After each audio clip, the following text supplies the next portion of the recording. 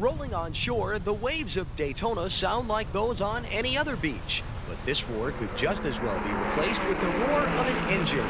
Daytona is synonymous with cars and speed. It was here that men first tested their machines and their nerve against the measured mile. And it was here that the sport of stock car racing began.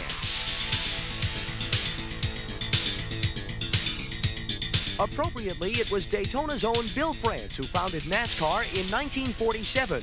France believed that fans would support racing if the cars were similar to the ones they drove on the streets. He was right. Grand National Racing quickly moved from the Daytona sand to dozens of local dirt tracks and eventually to the paved ovals at places like Darlington and Martinsville. But by 1959, Bill France was ready to give the sport another boost by unveiling his masterpiece. The location? Where else? Daytona. The creation, the grandest racetrack ever conceived. It would thrust NASCAR into a new era, a time of superstars and superspeedways.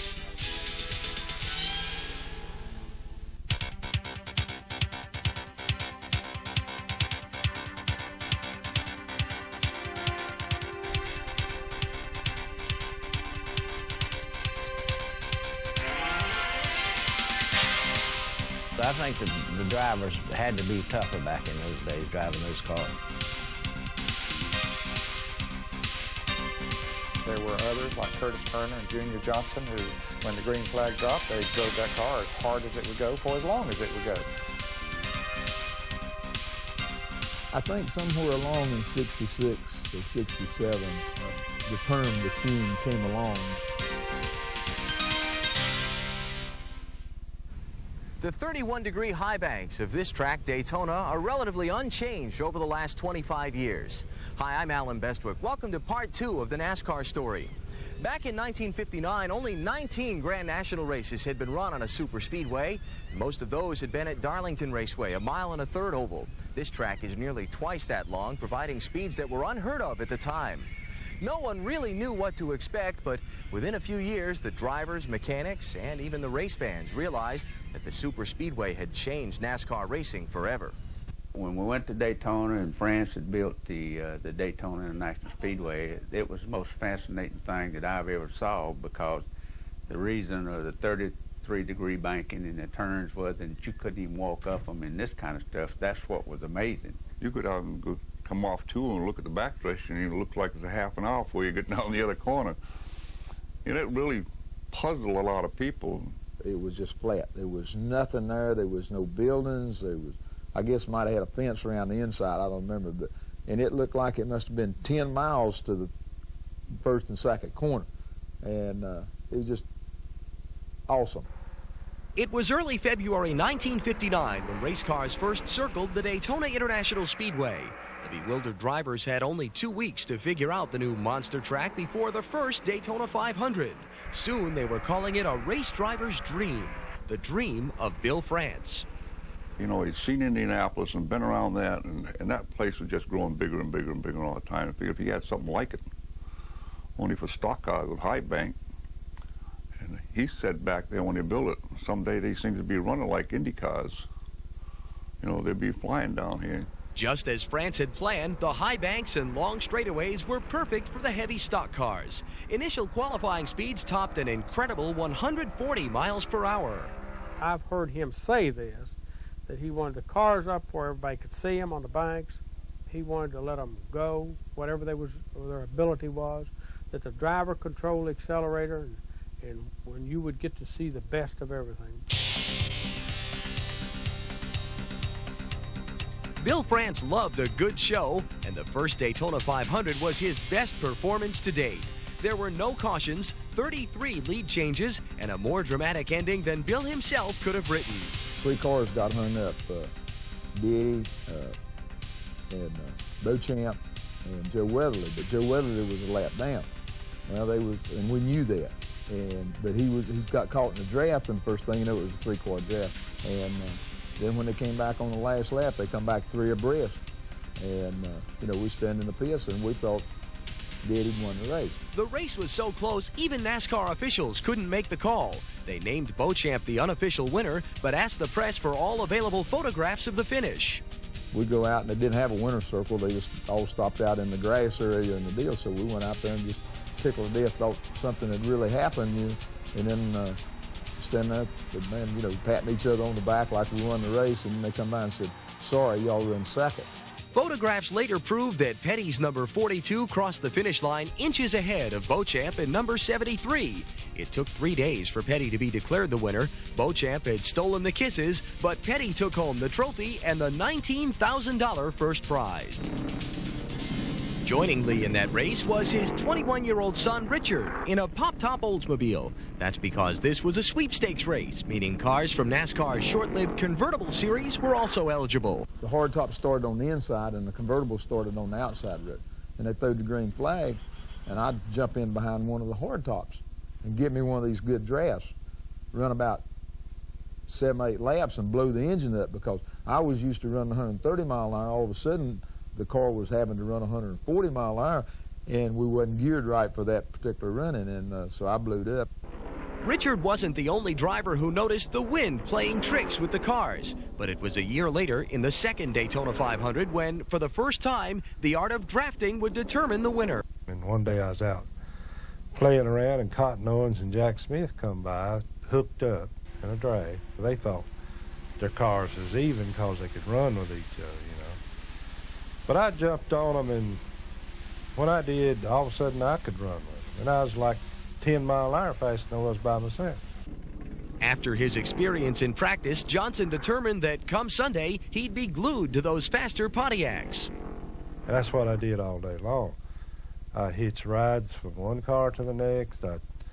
When I'd drop off somebody going to pits that I was drafting on, I'd just fall in behind the next car that come along was faster than I was and hang on all day long. Junior's drafting strategy kept him near the front all day. But as it turned out, it was the drafting of Jack Smith in the Bud Moore car that made the difference. We ran pretty good in the race, was running real good, and we broke a right front hub. So we came in on the pit stop and was changing the hub, and we were the first one to ever run a two-way radios in the car. Bobby Johns was leading the race, late in the race, and we had got back in. We were running real good. And Smokey Unick walked over to me, you know, and he says, "Can you talk to Jack on that radio?" I said, "Yeah." He said, "Well," said, "he's coming up there on Bobby Johns. Says, how about having him to pick him up and tow him, because Junior's coming real fast in that Chevrolet." Anyway, we picked him up, and we got to towing Bobby Johns, and they got to running so fast till woman off turn 2 that sucked the back glass out of the car Bobby Johns was driving, and spun out, and it cost him the race. I guess that was probably the first time that anybody knew anything about the aerodynamics of picking the back of the car. All of a sudden, I seen the back of his car come up off the ground, and when it did, it just started turning down through the dirt he went.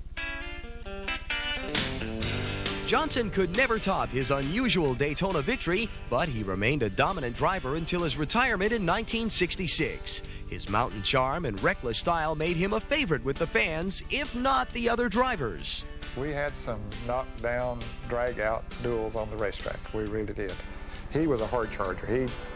When the green flag dropped, you know, he drove that car as hard as it would go from start to finish, or as long as the car would last. From mountain moonshiner to racing champion, a story writer Tom Wolfe couldn't pass up.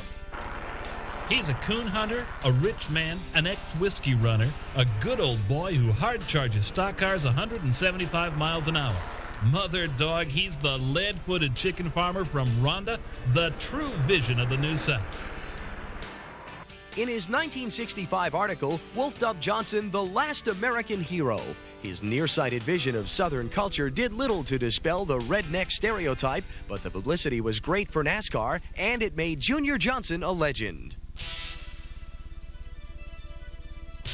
During a decade of driving, Junior Johnson started 311 Grand National races. He won 50 of them. As for the publicity, well, Junior never cared much for it. Bill France wasn't the only racing entrepreneur who saw the future in the Superspeedway. In June of 1960, promoter Bruton Smith and veteran driver Curtis Turner held the first event at the Charlotte Motor Speedway. It was hyped as the world's longest and most grueling late-model stock car race, the inaugural World 600. The track was not a good base put down. The track come all apart, and there was big potholes in it, and they had our cars, we were able to put chicken wire on a rack in front of the windshield, and NASCAR went and bought some truck flaps, mud flaps from a place in Charlotte. We had to bolt, they cut them in half and we bolted them behind, on the rear bumper behind the rear tires. And then you had a rack in front of the grill to keep the asphalt from coming through the radiator.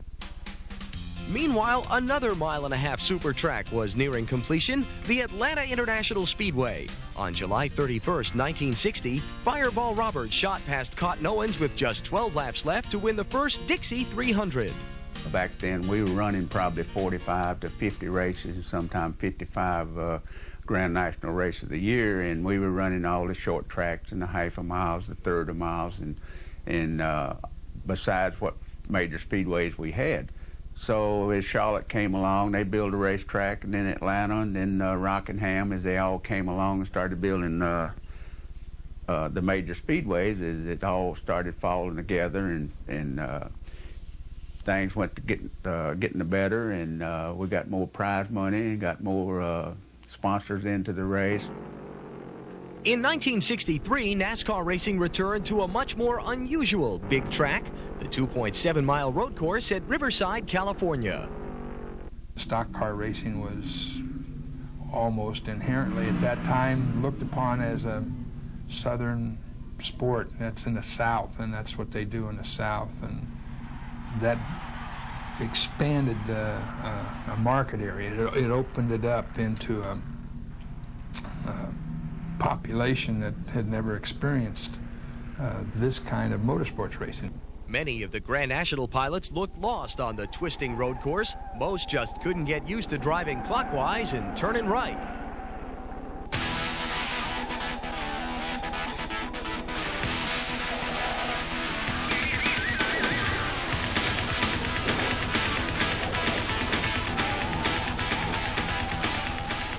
Not surprisingly, road course veteran Dan Gurney took the checkered. From 1963 to 1968, he won 5 of the 6 races held at Riverside. As the tracks were changing, so were the men who raced on them. Old jockeys like Herb Thomas, Cotton Owens, and Fonty Flock turned in their silks. One of the greatest losses came in a Daytona qualifier in 1961. Lee Petty and Johnny Beauchamp, the same men who orchestrated the track's first fabulous finish, spun in turn 3 and sailed up and over the guardrail. Beauchamp never raced again. Petty returned to racing briefly, but soon retired due to his injuries. He said, "You all go on home and talk to my brother and myself, and go to town, buy another car, and get started on it. You know, get another car built." And said, "Me and your mother will be home. We'll probably be home by Friday." Now, he's all doped up. He doesn't know what's going on anyway. He's laying there all beat up. And I said, "Okay." So we take off, and Friday in 4 months he finally comes home. I mean, they kept him down there 4 months before they was able to get him out. So he was hurt up pretty bad.